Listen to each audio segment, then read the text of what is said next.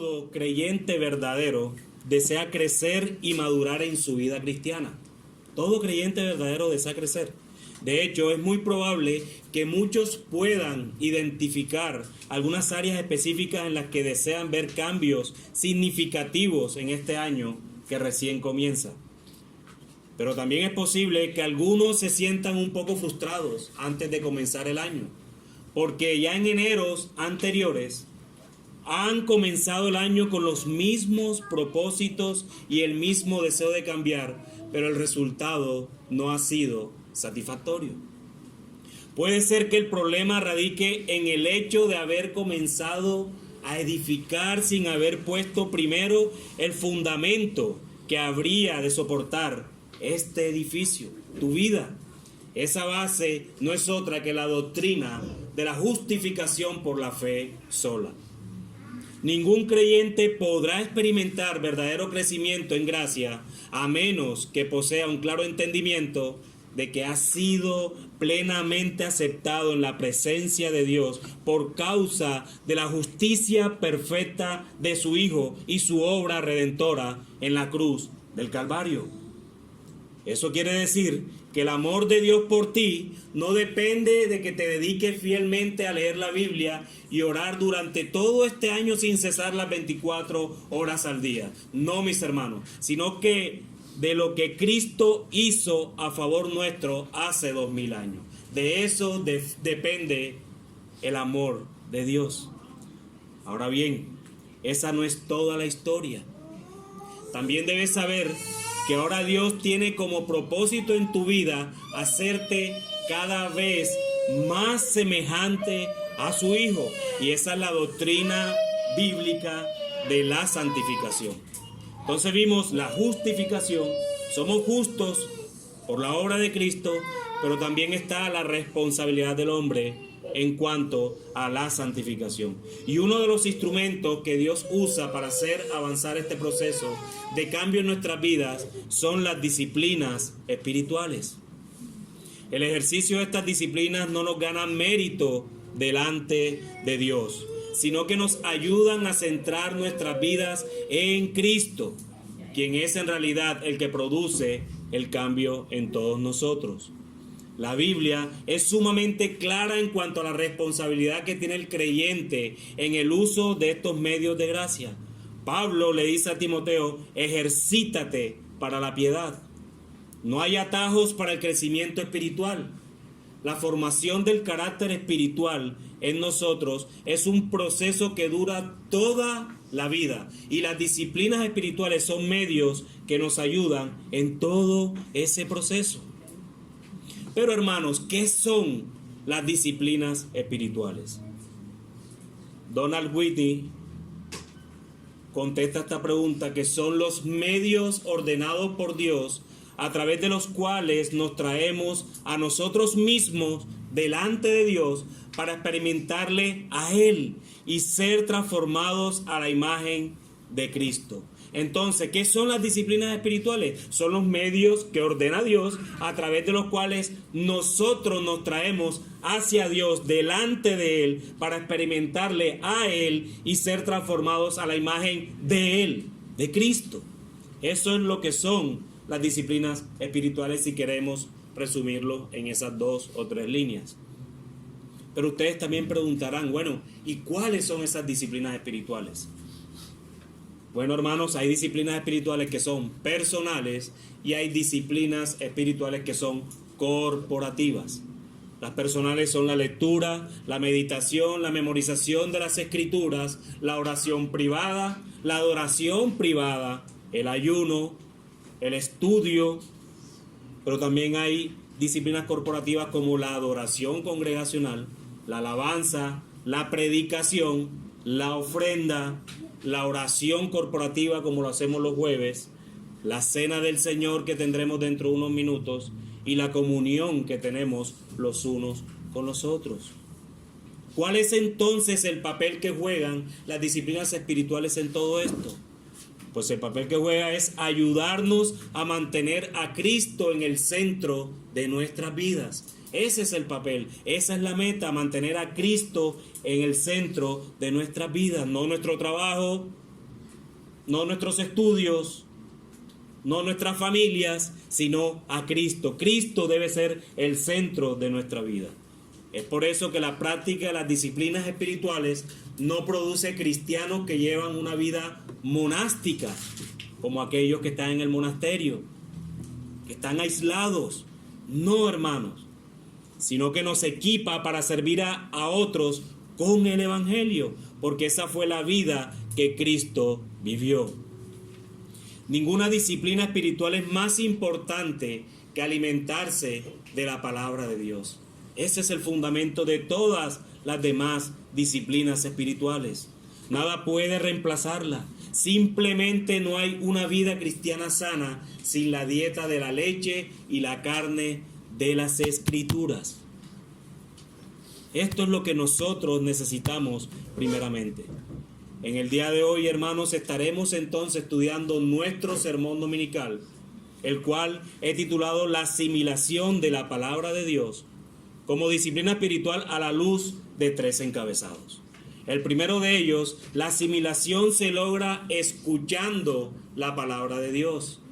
En segundo lugar, la asimilación se logra leyendo la palabra de Dios. Y en tercer lugar, la asimilación se logra estudiando la palabra de Dios. Entonces, hermanos, comencemos con nuestro primer encabezado.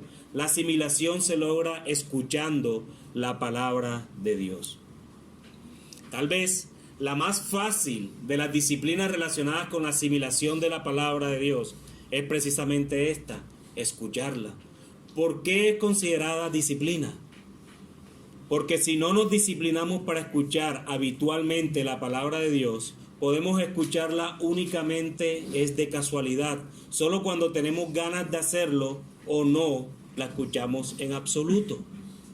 Para la mayoría de nosotros, disciplinarnos para escuchar la palabra de Dios significa fundamentalmente desarrollar la costumbre de asistir fielmente a una iglesia que cree en la Biblia, donde la palabra de Dios se predica fielmente. Jesús dijo: antes bienaventurados los que oyen la palabra de Dios y la guardan. En Lucas capítulo 11, versículo 28. El objetivo no es solamente escuchar las palabras inspiradas por Dios, no. El propósito de todos los méritos, o el propósito de todos los métodos, para asimilar la Biblia es conservarla, guardarla, es decir, hacer lo que Dios dice y de esa manera progresar en la semejanza ¿a quién? A Cristo. Pero el método que Jesús estimula en este versículo es escuchar la palabra de Dios. Otro pasaje que enfatiza la importancia de escuchar es Romanos capítulo 10, versículo 17. Así que la fe es ¿por qué? Es por el oír. ¿Y el oír qué? Por la palabra de Dios. Escuchar. Eso no significa que una persona solamente puede llegar a la fe en Cristo si escucha las Escrituras. Pues muchos se han convertido en creyentes solo leyéndolas, ¿cierto? Pero este versículo se enfoca en el poder escuchar. Así como este pasaje enseña que la fe en Cristo llega primero por escuchar la palabra inspirada acerca de Jesús, para los cristianos también es cierto que gran parte de la fe que necesitamos para la vida cotidiana después de la conversión proviene de escuchar el mensaje de la Biblia. Es decir, hermanos, la Biblia es el mensaje que escuchamos no solo para llegar a la fe, sino también es el mensaje que escuchamos para sostenernos en la fe. No hay un creyente que escuche únicamente la primera vez, se convirtió y ya no necesita escucharla más. No, el mismo que nos salvó es el mismo que nos sostiene en el camino. Él nos sostendrá. De una palabra bíblica sobre la provisión de Dios puede surgir la fe que necesita una familia que tiene dificultades económicas. Escuchar un sermón basado en la Biblia acerca del amor de Cristo puede ser el medio que Dios utiliza para concederle seguridad de fe a un creyente que está abatido. Otro texto digno de mencionar sobre este tema de escuchar la palabra de Dios es 1 Timoteo capítulo 4 versículo 13. Pablo le escribe a Timoteo y le dice: entre tanto que voy, ocúpate en la lectura, la exhortación y la enseñanza. Aunque podría explicarse mucho más, basta con decir que eso era importante para el ministerio de Pablo e importante para el Señor, quien inspiró estas palabras para que el pueblo de Dios escuchara ¿qué? La palabra de Dios. Ya que esto es así, escucharla debería ser una prioridad disciplinada para nosotros, hermanos. Esto no fue solo hace 2000 años. Esto es para nosotros. Este mensaje que está en la Escritura es para cada uno de ustedes y para mí también. Si alguien dice: yo no necesito ir a la iglesia para adorar a Dios, puedo adorarlo en el campo de golf donde juego, puedo adorarlo en la cancha de fútbol, puedo adorarlo en el mar los domingos, porque es que ese es el día de la familia.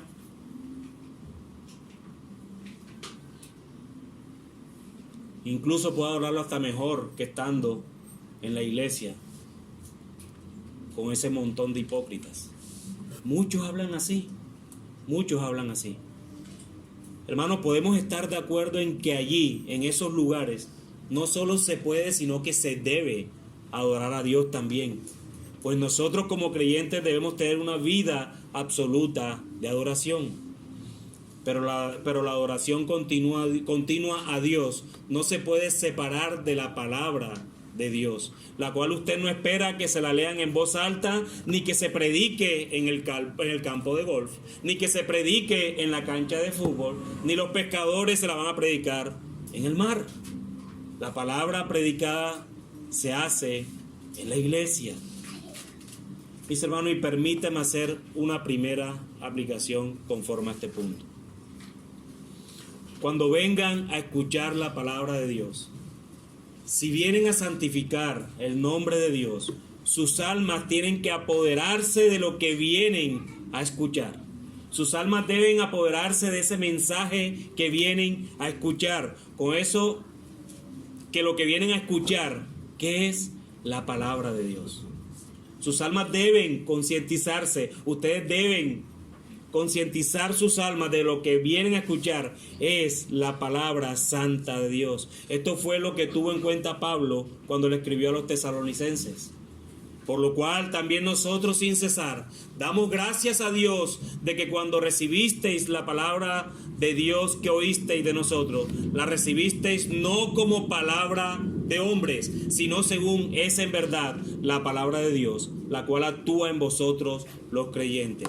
Debemos estar convencidos, hermanos, que lo que venimos a escuchar en este lugar es la palabra viva y eficaz de Dios. Y es eso muy bueno para nuestras almas. Así que escuchar la palabra de Dios no es simplemente escuchar pasivamente. No, es una disciplina que se debe cultivar. Es una disciplina que se debe cultivar. Como lo dije al inicio de este punto, quizás esto sea lo más fácil entre los 13 encabezados de hoy, pero aún así nos cuesta hacerlo muchas veces. Y no solo escuchar la palabra de Dios es importante, sino también leerla. Y es esto lo que nos lleva a nuestro segundo punto. La asimilación se logra leyendo la palabra de Dios. Si todavía se duda que los cristianos deben ser exhortados a disciplinarse en la lectura de la Biblia, tengan en cuenta esto. El periódico USA Today dio a conocer una encuesta que reveló que solo el 11%, escúchese bien, el 11% de todos los estadounidenses lee la Biblia todos los días. Más de la mitad no la lee ni una vez al mes o no la lee en absoluto. Naturalmente, podemos justificarnos y tratamos de consolarnos mencionando que la encuesta incluía a todos los estadounidenses y no solo a los que profesan ser cristianos. Tal vez. Pero, para información de ustedes, en otra encuesta que se hizo a cristianos que profesaron haber nacido de nuevo, se evidenció que solo el 18% de ellos lee la Biblia todos los días. Estamos hablando de casi 2 personas de cada 10. Y el 23% de estos cristianos dice que nunca lee la palabra de Dios. El 23%, 1 de cada 4, nunca lee la palabra de Dios. Mi hermano, yo te pregunto, ¿en cuál de estos dos porcentajes estás tú? ¿En cuál de estos dos porcentajes estás tú? Reflexionemos en estas estadísticas a la luz de la carta que Pablo le escribió a Timoteo, en su primera carta, en el capítulo 4, versículo 7. Desecha las fábulas profanas y de viejas.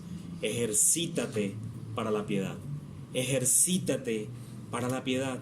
Jesús preguntaba frecuentemente qué entendía la gente de las Escrituras. Y a veces comenzaba con las palabras, ¿no han leído? ¿No han leído? Muchas veces Jesús confrontó a los fariseos y a los saduceos preguntándoles de esta manera, ¿y es que ustedes no han leído? Él suponía que los que afirmaban ser el pueblo de Dios habrían leído la palabra de Dios. Cuando Jesús dijo, la gente no vive solo de pan, sino de cada palabra que sale de la boca de Dios, seguramente pretendía que por lo menos leyéramos cada palabra, porque ¿cómo podemos vivir de cada palabra que sale de la boca de Dios si nunca hemos siquiera leído cada palabra que sale de la boca de Dios? ¿Cómo, hermanos? Dado que toda la Escritura es inspirada por Dios y es útil para enseñarnos lo que es verdad y para hacernos ver lo que está mal en nuestra vida, nos corrige cuando estamos equivocados y nos enseña a hacer lo correcto. Entonces les pregunto, hermanos, ¿no deberíamos leerla? Tú no eres de los que profesas públicamente afuera a aquellos que no leen las Escrituras o a aquellas otras iglesias que no la tienen en primer lugar. Te jactas de decir, en mi iglesia sí leemos la Escritura, pero tú la lees. Tú la lees todos los días, tú la lees continuamente, tú acudes a ella cuando estás en necesidad, tú acudes a ella cuando estás en sobreabundancia, tú acudes a ella cuando estás afligido, tú acudes a ella cuando estás fortalecido. Apocalipsis capítulo 1, versículo 3, dice, bienaventurado el que lee,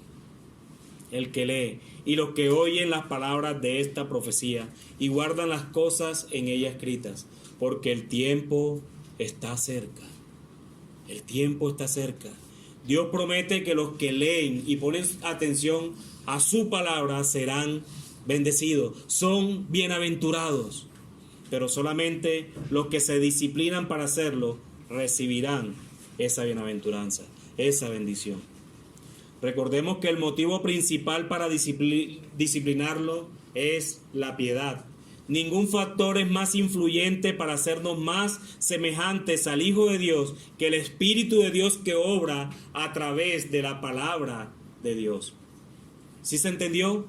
Ningún factor es más influyente para hacernos más semejantes al Hijo de Dios, a Cristo, que el Espíritu de Dios que obra a través de la palabra de Dios. Ese factor es influyente al máximo, hermanos. Dios usará su palabra para formarnos a la imagen de su Hijo. Él no usará experiencias, Él no va a usar sueños, Él no va a usar otra cosa que no sea su palabra. Si usted desea ser transformado, amado hermano, si quiere ser más semejante a Jesucristo, disciplínese para leer la Biblia. ¿Con qué frecuencia deberíamos leerla? Pueden preguntar muchos. Y muchos han preguntado, bueno, yo leo la Biblia, pero ¿con qué frecuencia deberíamos hacerlo? Esto es lo que muchos se preguntan y quiero contestar esta pregunta con otras preguntas. Así como ahorita Ángel dijo en la enseñanza. Quiero contestarte tu pregunta con otras preguntas. Mi hermano, ¿con qué frecuencia tenemos problemas, tenemos tentaciones y tenemos presiones? Cada cuánto necesitamos enseñanza, cada cuánto necesitamos guía, cada cuánto necesitamos ánimo, cada cuánto necesitamos ver el rostro de Dios, cada cuánto necesitamos escuchar la voz de Dios. sentirlo, conocer su poder? Yo creo que la respuesta a todas estas preguntas es la misma, mis hermanos. Todos los días. Todos los días nosotros necesitamos ser enseñados. Todos los días necesitamos ser guiados. Todos los días necesitamos ser animados. ¿Cada cuánto entonces necesitas ver el rostro de Dios, hermano? Todos los días. Es una necesidad que como creyentes tenemos. Verle cara a cara, así sea por su palabra. Esto es lo que conocemos de Él. Es este libro que nos muestra quién es Él. Es este libro. ¿Y cómo le vas a conocer si no lo lees? Él lo ha dado para que le conozcas. El hombre no puede tomar una provisión de gracia para el futuro, así como tampoco puede comer lo suficiente para los próximos 6 meses. Mi hermano, tú podrías almorzar ahora al mediodía que salgas de aquí y comer tanto que no tengas que volver a comer en 6 meses. Seguro que no. Mis hermanos, ahora que salga de aquí al ejercicio y toma toda la respiración en tus pulmones, toda, a ver si puedes sostener esa respiración por una semana y no volver a tomar aire. Seguro que no. Asimismo, mis hermanos, ¿cuánto más necesitamos de este bendito libro todos los días de nuestras vidas? Todos los días de nuestras vidas.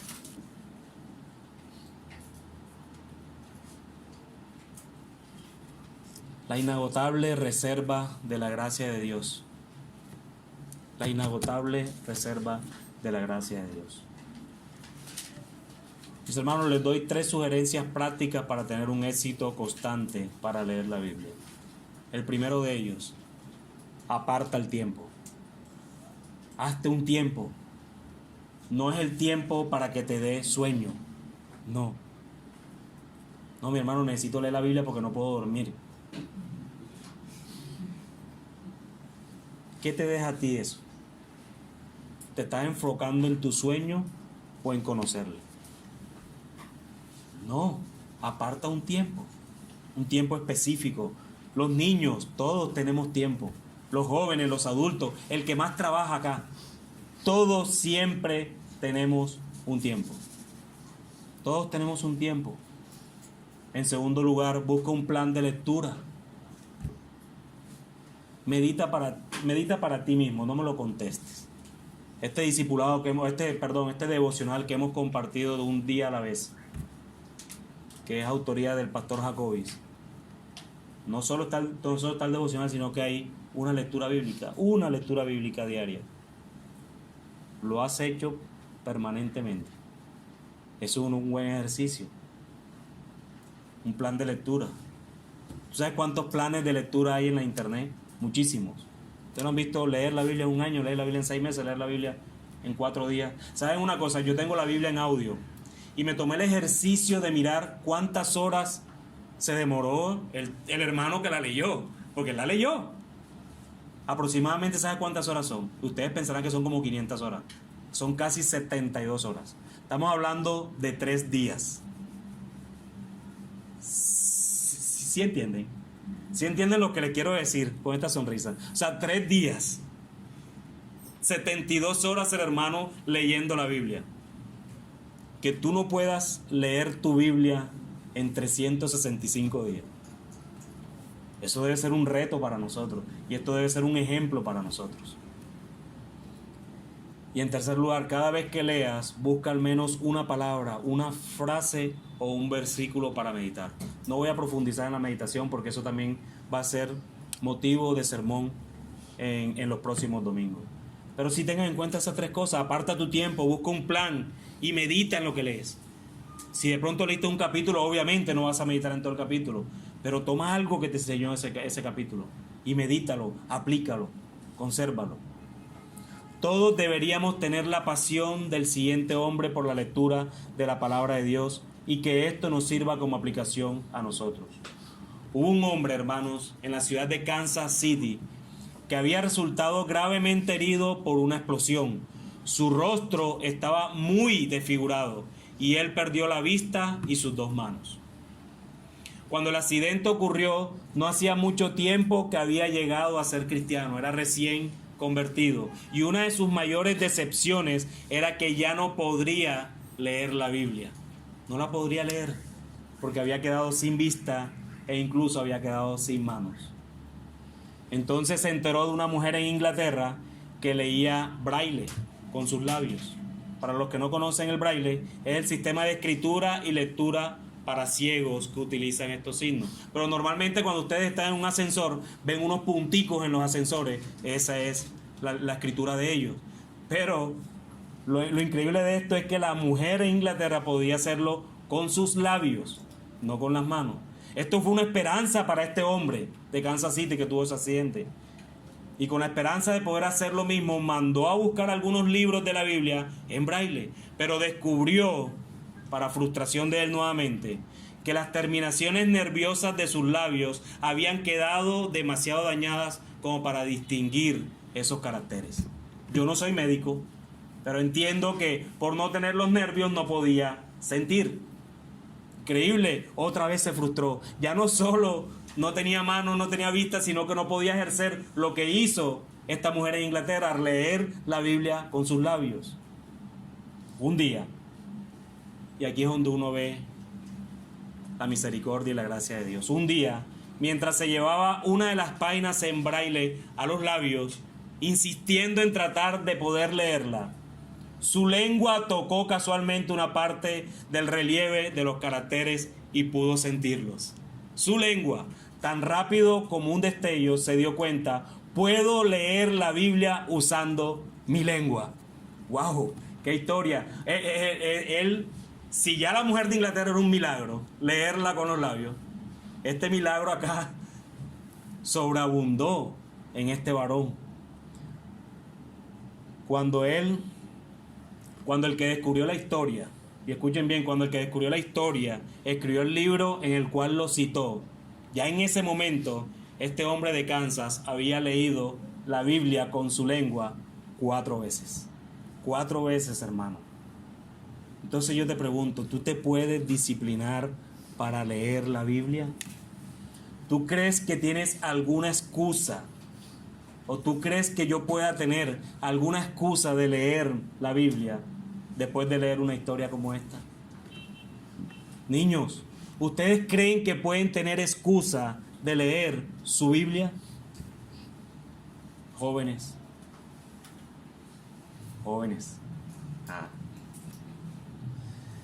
Personalmente, esta persona a mí me dejó sin argumento. A mí me dejó sin un argumento.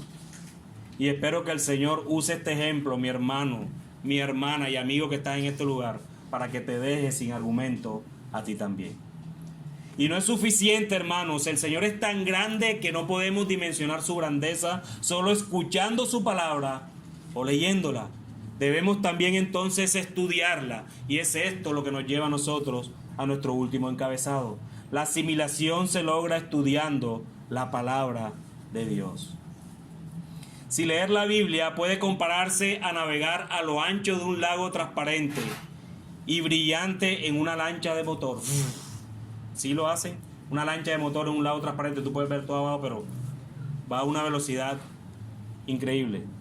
Estudiarla o estudiar la Biblia es como cruzar lentamente el mismo lago en un barco, pero que este barco tiene un piso de vidrio, que puedes contemplar la profundidad de ese lago transparente.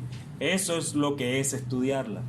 La travesía con la lancha de motor provee una vista panorámica del lago y una vista veloz y momentánea de sus profundidades. En cambio, el estudio en el barco con fondo de vidrio lo lleva por debajo de la superficie de las escrituras para una observación sin apuro de la claridad y los detalles que normalmente se les escapan a los que solo leen el texto. Como lo expresó el escritor Jerry Bridge, la lectura nos da amplitud, pero el estudio nos da profundidad. La lectura nos da amplitud, pero el estudio nos da profundidad. Veamos 3 ejemplos de una disposición para estudiar la palabra de Dios. Y los 3 ejemplos que voy a citar son ejemplos que la misma Biblia nos muestra. El primero es Esdras, el personaje del Antiguo Testamento. Esdras capítulo 7 versículo 10 dice: porque Esdras había preparado su corazón para inquirir la ley de Jehová y para cumplirla, y para enseñar en Israel sus estatutos y decretos. La secuencia en este versículo tiene una importancia instructiva. Esdras, 1, preparó su corazón. 2, inquirió la ley de Jehová. 3, cumplió dicha ley. Y 4, enseñó esa ley. Inquirir es estudiar. Antes de enseñar la palabra de Dios al pueblo de Dios, puso en práctica lo que había aprendido. Pero el aprendizaje de Esdras provino del estudio de las Escrituras. Sin embargo, antes de estudiar, lo primero que hizo fue que preparar su corazón para estudiar la palabra de Dios.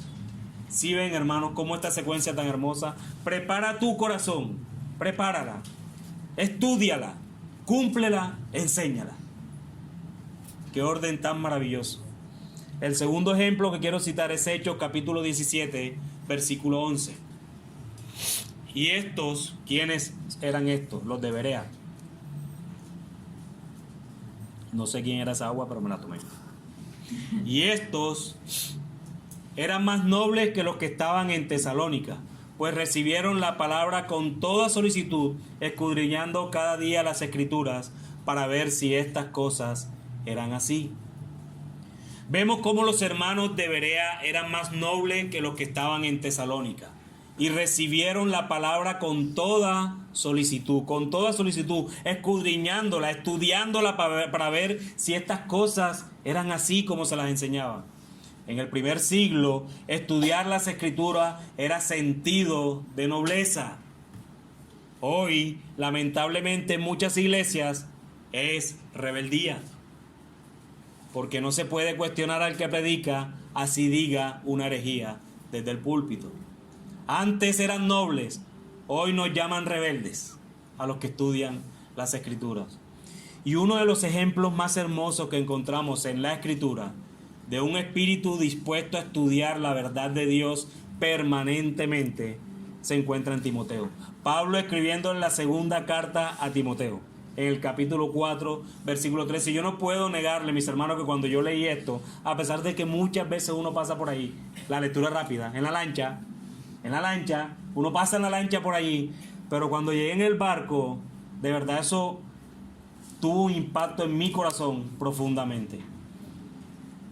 Dice Pablo: trae cuando vengas el capote que dejé en Troas en casa de Carpo, y los libros, mayormente los pergaminos. Los libros y los pergaminos que Pablo le está pidiendo a Timoteo al final de esta carta seguramente incluían copias de la Escritura, no hay ninguna duda. En su confinamiento frío y horrible, el apóstol pidió dos cosas: un abrigo para ponérselo y calentar su cuerpo, y la palabra de Dios para estudiar y calentar su mente y su corazón, hermanos. ¡Wow! Pablo había visto el cielo, él lo pronunció en Corinto, el tercer cielo, ¿recuerdan? Y a Cristo resucitado en Hechos, ¿recuerdan? En su conversión, había experimentado el poder del Espíritu Santo para los milagros y para escribir muchas cartas del Nuevo Testamento. De hecho, fue el que más escribió. Sin embargo, siguió estudiando la palabra de Dios hasta que murió. Pablo el apóstol. Así que Pablo, con todo lo que sabía de primera mano sobre el cielo, sobre Jesús, sobre los milagros y todas las cosas que Pablo podía saber, aún así, con todo lo que sabía, él sentía y necesitaba estudiar la palabra de Dios. Seguramente, mi hermano que estás acá, tú y yo necesitamos estudiarla y deberíamos disciplinarnos para hacerlo. El estudio de la palabra de Dios no es responsabilidad únicamente de los que se paran enfrente de ustedes, hermanos. No, ustedes tienen la responsabilidad de evaluar cada cosa que se dice desde aquí. ¿Y cómo lo pueden evaluar? Estudiando, hermanos. Y no solo eso, porque eso nos puede hacer un espíritu crítico.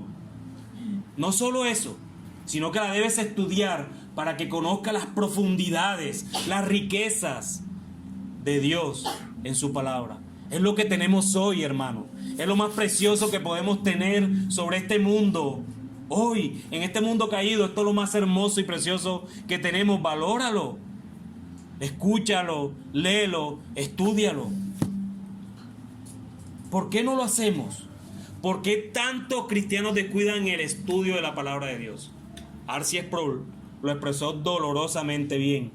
Dice: he aquí el verdadero problema de nuestra negligencia. Nosotros fallamos en nuestro deber de estudiar la palabra de Dios, no tanto porque sea difícil de entender, ni porque sea pesada y aburrida, sino porque es un trabajo. Nuestro problema no es que nos falte inteligencia o pasión. Nuestro problema es que somos perezosos. Eso es lo que dice R.C. Sproul. Además de la pereza, parte del problema para algunos puede ser la inseguridad de cómo estudiar la Biblia, o incluso de dónde empezar. En realidad, empezar no es tan difícil. La diferencia básica, y escúchese bien, la diferencia básica entre la lectura bíblica y el estudio bíblico, ¿saben qué es? Una hoja y un lápiz. Esa es la diferencia básica que hay. Cuando tú la estudias, necesitas solo leerla. Cuando tú la lees, tú la tomas, lees y pasas como ¿qué? Como la lancha. Bien, mi hermano, eso me gusta. Que te vayas con la lancha y el barco. Como la lancha, ¿cierto? Pero para montarte en el barco, necesitas un lápiz y una hoja, o un computador, o lo que tengas a tu mano. Si su Biblia tiene referencias cruzadas, busque las que se relacionan con los versículos que dan lugar a preguntas que le pueden hacer al texto. Busque alguna palabra clave en su lectura y use la concordancia que se encuentran al final de la mayoría de las Biblias para analizar las otras referencias que usan esa palabra que estás estudiando, y anota las conclusiones. Hermano, parece difícil, pero no lo es. La ley de Jehová hace sabio al sencillo. Él no los prometió. La ley de Jehová hace sabio al sencillo. Y el significado de sencillez en el Salmo es una persona que no es letrada.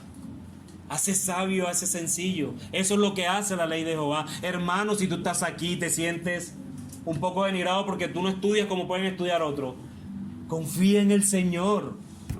Confía en el Señor. Y como aplicación en este punto, mis hermanos, déjenme decirles algo. No dejen que el sentimiento de insuficiencia los aleje del deleite de aprender de la Biblia por su propia cuenta. Hay un gran número de libros acerca de cómo estudiar la Biblia también, si lo desean. Ellos pueden ayudarlos en cuanto a métodos y herramientas, más de lo que yo les puedo decir en este sermón. ¿Esdras tenía herramientas? No. Por lo menos estas herramientas que hoy todos conocemos. Los de Berea tampoco. Y ni aun Pablo. Pablo no tenía logos, Pablo no tenía Biblias comentadas. No. Esdras mucho menos. Pero ellos sí tenían algo más eficaz, y es el poder del Espíritu Santo en sus vidas para poder ser diligentes en el estudio. No hay mayor herramienta que el poder del Espíritu Santo en tu vida, mi hermano. No hay mayor herramienta que esa. No necesitas más. Ruégale al Señor, mi hermano, que tienes el deleite de estudiar su palabra con la única motivación de conocerle más a Él para su gloria. Estoy seguro que el Señor ayuda a sus hijos en esta tarea, porque esto trae gloria solo a Él. Y si tú estás en este lugar y no conoces al Cristo de las Escrituras, déjame decirte algo, amigo. Tu mayor problema no es en este momento que escuches, leas y estudies la palabra de Dios para que la asimiles como disciplina espiritual. No, amigo, ese no es tu mayor problema. Tu necesidad es escuchar, leer y estudiar la Biblia es para que seas salvo o salva para Él. Esa es tu mayor necesidad. Es allí donde ciertamente encontrarás la salvación. Y es ahí donde encontrarás la verdadera esperanza que tienes como criatura de Dios. Es allí. Corre, corre, amigo mío, a los pies de Cristo en arrepentimiento y pídele que se te revele en tu vida y puedas colocar toda tu confianza en el único Dios que salva. No te vayas sin conocerle a Él. Este es el día de tu salvación. Aún estás a tiempo. No lo ignores, no ignores este mensaje, amigo mío, porque tú no sabes, tú no lo sabes si al salir de aquí vas a poder tener la oportunidad de escuchar estas palabras otra vez. No lo sabes. Ningún creyente que hay acá tampoco sabe qué va a pasar después de esto. Pero los creyentes tenemos la certeza de dónde abriremos nuestros ojos. Pero tú, amigo mío, no. Y yo no quiero que llegues a los pies de Cristo pensando que es que quieres escapar de las llamas del infierno. No, no. Porque aún en las llamas del infierno está la gloria de Dios. Aún en eso. No es por Él, es porque tú le necesitas. Él a ti no te necesita, pero tú sí le necesitas, amigo. Llega, corre. No te vayas sin conocerle a Él. Yo te lo ruego por el amor que Cristo ha puesto en cada uno de los hermanos que puedes encontrar en este lugar. Mi hermano y tú que estás en este lugar, permíteme terminar con esto para ti. No esperes dominar la Biblia en un día, en un mes o en un año. Más bien espera quedar desconcertado frecuentemente por su contenido. Asómbrate, maravíllate de lo que todo nos dice Él acá. No todo es igualmente claro. Los hombres grandes de Dios a menudo se sienten como absolutos novatos cuando leen la palabra de Dios. El apóstol Pedro dijo que había algunas cosas difíciles de entender en las epístolas de Pablo. Me alegro de que él haya escrito esas palabras inspiradas por Dios, porque yo he sentido eso frecuentemente. Así que no esperes, mi hermano, una energía emocional o un sentimiento de silenciosa paz cuando lees la Biblia, siempre. Por la gracia de Dios puedes esperar que eso ocurra frecuentemente, pero a menudo no recibirás esas respuestas emocionales en absoluto. Mi hermano, deja que la palabra de Dios colme tu corazón y colme tu mente a medida que pasan los años y de manera imperceptible.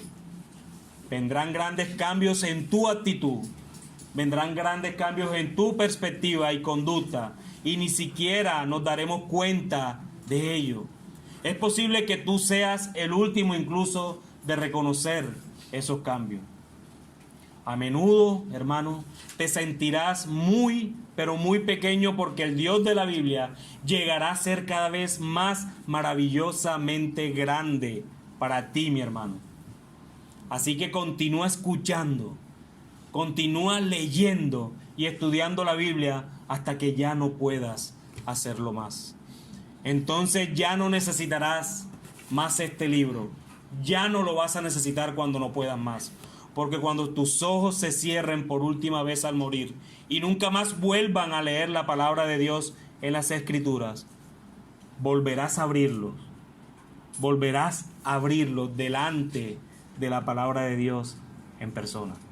Delante de ese verbo que se hizo carne. Delante de ese logos que es la palabra de Dios en persona. Ese mismo Jesús de la Biblia, quien has conocido por tanto tiempo, parado frente a ti para llevarte a su hogar celestial para siempre. Amén. Que el Señor bendiga su palabra.